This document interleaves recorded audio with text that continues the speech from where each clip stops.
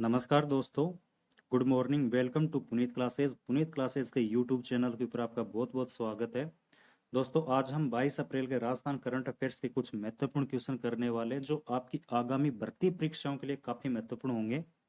Rajasthan current affairs के अंतर्गत हम राजस्थान समसामयिकी, राजस्थान बजट 2023-24 के अंतर्गत की गई घोषणाएं और राजस्थान के अंदर सम्मानित विभिन्न व्यक्तियों के बारे में आज हम कुछ क्वेश्चन करने वाले हैं। तो हर एक क्वेश्चन इम्पोर्टेंट रहने वाला है। अगले महीने होने वाली EORO की एग्जाम के लिए सभी क्वेश्चन इम्पोर्टेंट है, तो वे छात्र कृपया ध्यान से पढ़ें।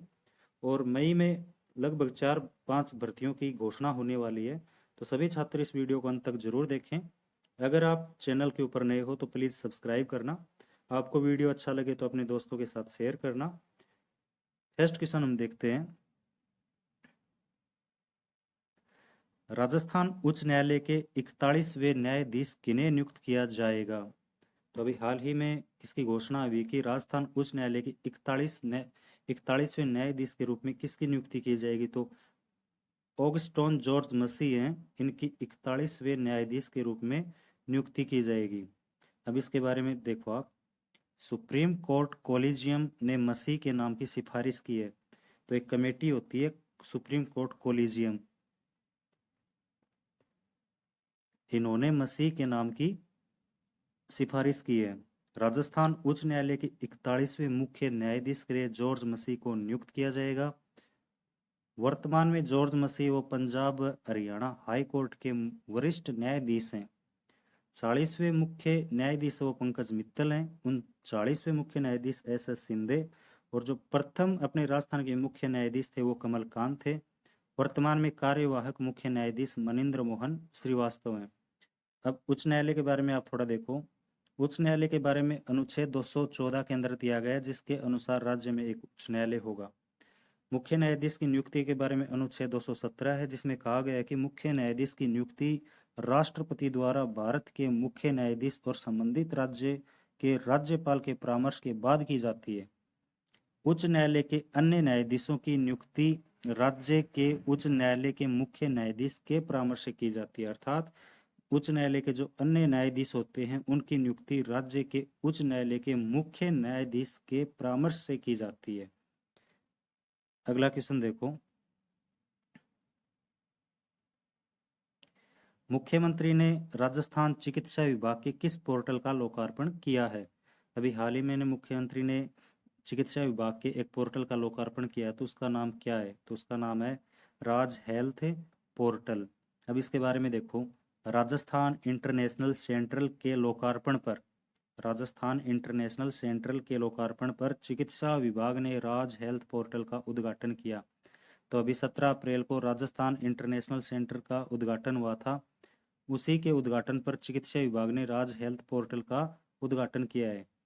ये राजस्थान इंटरनेशनल सेंटर क्या है? इसमें राज्य सरकार द्वारा अपने जो भी पुरस्कार दिए जाते हैं, जो भी नई घोषणाएं की जाती हैं, वो इसी राजस्थान इंटरनेशनल सेंटर के अंदर अब की जाएंगी।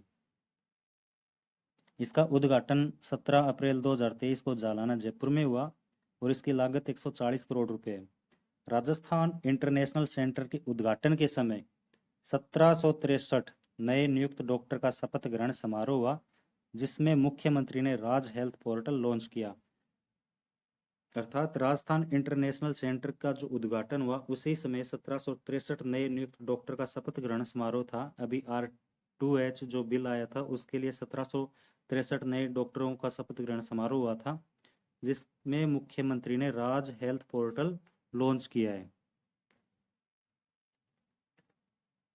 अब अपना जो राज्य बजट आया था 2023-24, उसमें स्वास्थ्य विभाग से संबंधित कुछ महत्वपूर्ण घोषणाएं हुई थी। वो भी आपकी एग्जाम के लिए काफ़ी इम्पोर्टेंट है, तो वो भी आप एक बार देख लो। मुख्यमंत्री चिरंजीवी दुर्घटना बीमा योजना की राशि 5 लाख से बढ़ाकर 10 लाख करने की घोषणा की है। RGHS में पेंशनरों के लिए OPD में उपचार के लिए 20,000 से बढ़ाकर 30,000 कर दिए गए हैं। RUHS के अधीन पोस्ट कोविड रिहेबिलिटेशन सेंटर शुरू होगा। प्रदेश के बाहर किसी भी अस्पताल में पैकेज की सीमा तक समस्त ट्रांसप्लांट करवा सकेंगे जो मुख्यमंत्री चिरंजीवी बीमा योजना के अंतर्गत आते हैं। राज्य के सभी ईडब्ल्यूएस परिवारों को मुख्यमंत्री चिरंजीवी स्वास्थ्य बीमा योजना का निःशुल्क लाभ मिलेगा। श्वसन संबंधी जो बीमारियां हैं उनकी एडवांस रिसर्च के लिए रेस्पिरेटरी डिजीज इंस्टीट्यूट की स्थापना होगी। मुख्यमंत्री चिरंजीवी स्वास्थ्य बीमा योजना के तहत प्रति परिवार बीमा राशि 10 लाख से बढ़ाकर 25 लाख कर दी गई है।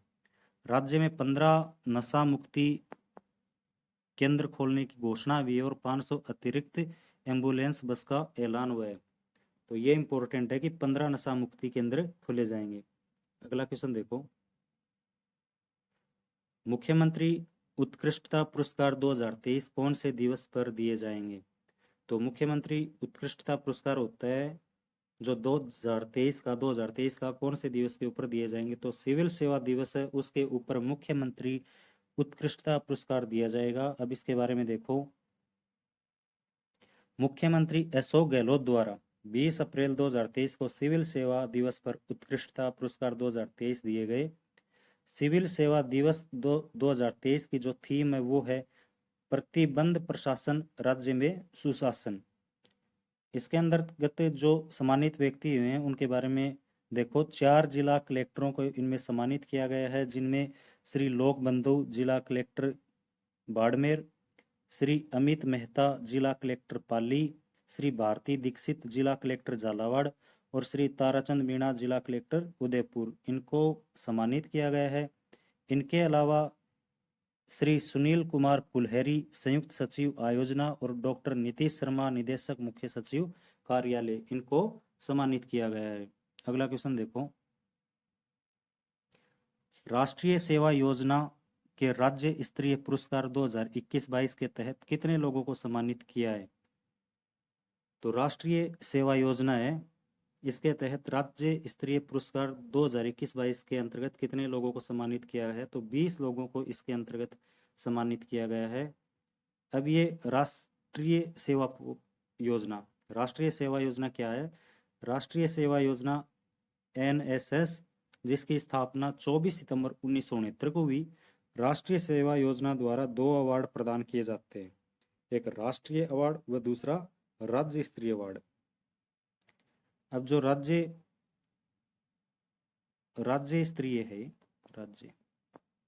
राज्य स्तरीय अवार्ड 2021-22 हैं, इसमें 20 व्यक्ति सम्मानित किए गए हैं, जिसमें से 20 हैं, इनमें से 4 महाविद्यालय से, 6 कार्यकारी अधिकारी और 10 स्वयं सेवक। ये 20 हैं जिनको सम्मानित किया जाता है। हर वर्ष 20 को ही सम्मानित किया जाता है। और अभी इसका जो पुरस्कार वितरण समारोह हुआ था वो सुबोध कॉलेज जयपुर के अंदर हुआ था। अगला क्वेश्चन देखो, जवाहर कला केंद्र में 10 दिवसीय राष्ट्रीय सहकार मसाला मेला 2023 का आयोजन कब किया जाएगा? तो 28 अप्रैल से 7 मई 2023 तक राष्ट्रीय सहकार मसाला मेला 2023 का आयोजन किया जा रहा है, जिसमें मसालों से संबंधित कुछ महत्वपूर्ण तथ्य वो देखो। लाल मिर्च कहाँ की प्रसिद्ध है? मथानिया जोधपुर की। राष्ट्रीय बीज मसाला अनुसंधान केंद्र तबीजी अजमेर के अंदर स्थित है। अपने राज्य में 2 मसाला पार्क स्थित हैं, तो 2 स्पाइस पार्क हैं, वो जोधपुर के मथानिया के रामपुरा भटियाण में और दूसरा रामगंज मंडी कोटा में। अब जवाहर कला केंद्र से संबंधित क्वेश्चन है, तो जवाहर कला केंद्र के बारे में भी देखो। जवाहर कला केंद्र जयपुर, इसकी स्थापना 1993 में नवग्रह पद्धति के आधार पर आधारित है, ये इसके आधार पर हुई थी और इसके वास्तुकार वो चार्ल्स कोरिया हैं। नेक्स्ट क्वेश्चन देखो, केंद्रीय खाद्य प्रसंस्करण उद्योग मंत्रालय द्वारा 2 दिवसीय श्री अन्न, ये अन्न है, श्री अन्न महोत्सव का आयोजन कहाँ किया जा रहा है?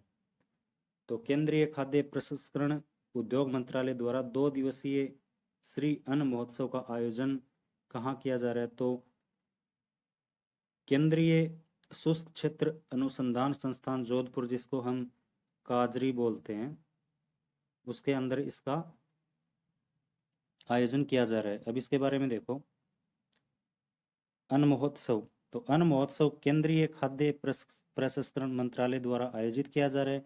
इसका आयोजन 20-21 अप्रैल 2023 को जोधपुर के काजरी में किया जाएगा। केंद्रीय खाद्य प्रसंस्करण मंत्रालय द्वारा भारत में 22 मेगा फूड पार्क बनाए गए हैं, जिसमें राजस्थान में एक है, जिसे ग्रीन टेक किशनगढ़, जो ग्रीन टेक किशनगढ़ में स्थित है। बीकानेर के पलाना में एक बनाया जा रहा है और जोधपुर में एक प्रस्तावित है। अगला क्वेश्चन, उदयपुर के जिला कलेक्टर ताराचंद मीणा को किस नवाचार हेतु मुख्यमंत्री उत्कृष्टता पुरस्कार दिया गया? इस पुरस्कार से इनको सम्मानित किया गया। तो मिशन कोटड़ा है, जिसके लिए उदयपुर के जो कलेक्टर हैं ताराचंद मीणा, इनको मुख्यमंत्री उत्कृष्टता पुरस्कार से सम्मानित किया गया मिशन कोटड़ा। अब मिशन कोटड़ा के बारे में देखो, कोटड़ा जो तहसील है वो सबसे कम साक्षरता वाली तहसील है। उदयपुर कलेक्टर ताराचंद मीणा द्वारा मिशन कोटड़ा की शुरुआत की गई, जिसके लिए मुख्यमंत्री उत्कृष्टता पुरस्कार इनको दिया गया है। ताराचंद मीणा को प्रधानमंत्री पुरस्कार से भी नवाजा गया है। अब कुछ वन लाइनर क्वेश्चन है, वो भी आप देख लो। राजविका में कृषि विभाग और कृषि विज्ञान विश्वविद्यालयों के साथ मिलकर मोटे अनाज बाजरा की खेती के लिए उन्नत तकनीक को अपनाया जाएगा। तो राजविका में कृषि विभाग और कृषि विज्ञान विश्वविद्यालयों के साथ मिलकर मोटे अनाज बाजरा की खेती के लिए विभिन्न उन्नत तकनीकों को अपनाया गया है। अगला देखो, केंद्रीय कृषि मंत्री नरेंद्र सिंह तोमर ने बीज प्रमाणीकरण के लिए साथी पोर्टल में मोबाइल एप्लीकेशन संबंधी साथी पोर्टल को लॉन्च किया है। और कृषक उपहार योजना के तहत वर्ष 2022 के राज्य स्तरीय लॉटरी में कोटा के प्रदीप को प्रथम पुरस्कार मिला है। अब हम राजस्थान के जो भूगोल के क्वेश्चन करते हैं, उसमें कुछ क्वेश्चन है वो भी आप देखो। निम्नलिखित में से कौन सी नदी चंबल है? कौन सी नदी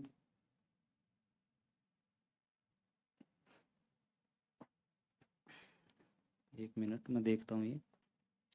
ये चंबल नहीं है, सांबर है, सांबर।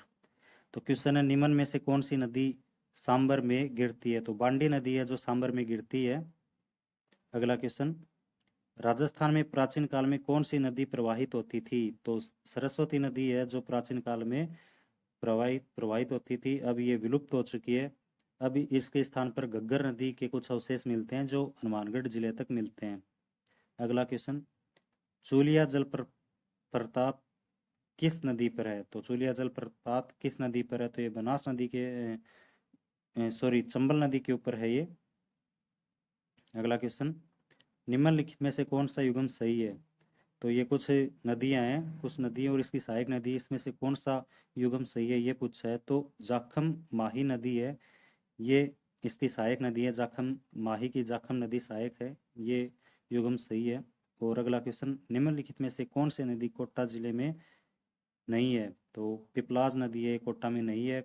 आहू, परवन और निबाज ये कोटा जिले में है। आहू, परवन ये काली सिंध की सहायक नदी है। तो दोस्तों, आपको वीडियो कैसा लगा कमेंट बॉक्स में ज़रूर बताना। चैनल के ऊपर अगर आप नए हो तो सब्सक्राइब जरूर करना। धन्यवाद दोस्तों, जय हिंद।